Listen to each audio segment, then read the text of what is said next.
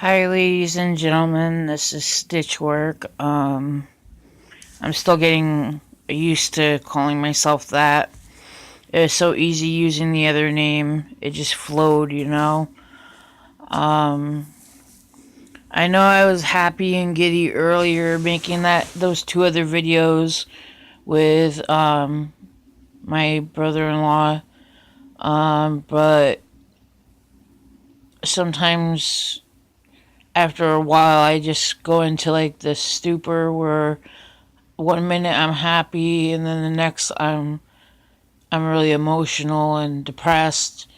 It's because one of the reasons is because of my depression and anxiety just like kick in, and I get jealous and I see people that are happy and carefree, and I see that their happiness and their loyalty to each other. My sister and her well, her man have been together for so long, and they trust so much into each other, and they had a child together. It and me, I can't have a child, and even if I could have a child, I wouldn't be able to take care of it emotionally, financially, physically, or mentally. At my age right now, or even if I was younger.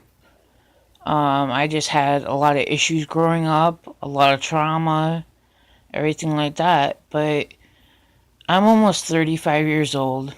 Um, the longest relationship that I was ever in was 2 years, and the guy never proposed to me. He passed away 2017, a few days before Christmas in December of that year, and there's no proof besides of what his sister and his brother are telling me, mainly the sister.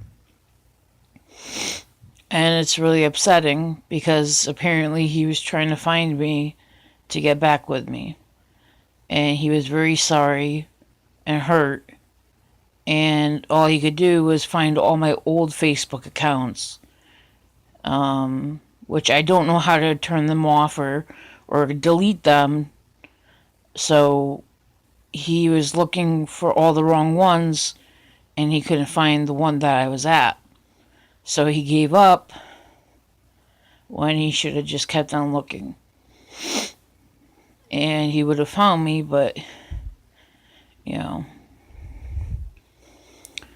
But, you know, I would have loved to be with him again. I would have done anything in the world to be with him again. Me and him were so in sync. We had nicknames for each other. He was like 6'1" and almost 500 pounds, but he was strong. He was very protective of me when I wanted him to be, and he was silly when I wanted him to be. He was so nice to me and caring and everything, and it just rips my heart out when I hear that he died. But I was in a recent relationship with a girl, and I believe she's a few years younger than me. She's in her 20s. And she moved too fast, even though I wanted her to go slow. And then all of a sudden, she started planning a whole wedding thing, me moving to Meriden or out to Florida with her because she's got friends out there, and all this other stuff. She introduced me to her father, all this crazy stuff. But I told her I wanted to move slowly. I'm old fashioned. I really don't like being pushed into things. And she told me that she wouldn't break up with me, that I would have to break up with her, and that even if I did, that she would go and kill herself. Tell me right there, doesn't that sound a lot like blackmailing. And I ended up breaking up with her. And she was showing me on video chat that she was like she stole a knife from me, a pocket knife, and I didn't even know about it because I was either in the kitchen or in the bathroom, and I didn't even know my knife was gone. And um, when we dropped her off back at the place that she was living, she showed a video chat of the knife, but she held the backing of the knife towards her neck and went like this to her neck, and she was smiling. And I said, "Where did you get that?" "Oh, from your house. I thought you wouldn't mind. Just for protection over here in Meriden." I'm like, "Yeah, for protection, but why did you do that?"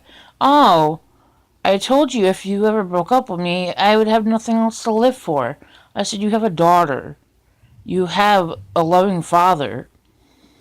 Even though the stepmother is mean, you still have those two to care about." And I never said that I broke up with you yet. And after time after time after time, she kept on spamming my phone, messaging me, video chatting me. Just, I couldn't get any sleep for like days. And then when I did talk to her on video chat, she would keep me up at all hours and then give me puppy dog eyes when I wanted to go to bed and saying that I didn't love her. And all of a sudden now I feel like I abandoned her. I feel terrible because now I can't get a hold of her. I don't know where she is. I don't know what she's doing. I don't see, this is a problem. I care too much about people even though they're doing something that they're not supposed to be doing. I don't know if she's using drugs. I don't know what's going on in her head. She still has not come over to my house to replace give me back my knife. She hasn't come back to get her clothes that she left here or her shower sponge like she said she was going to. And she never calls me anymore. So she said even if we broke up, we would still be friends. Well, she really hasn't proven that even to me yet. And I don't know what's going on with her. But somebody please help me out because I don't know what to do. It's scaring me a lot and it's keeping me up at night. Please leave a comment down below and please help me out with this because I don't know what to do. I don't know what to think. And it's making me very anxious and depressed. This is Stitchwork signing out. Bye, guys.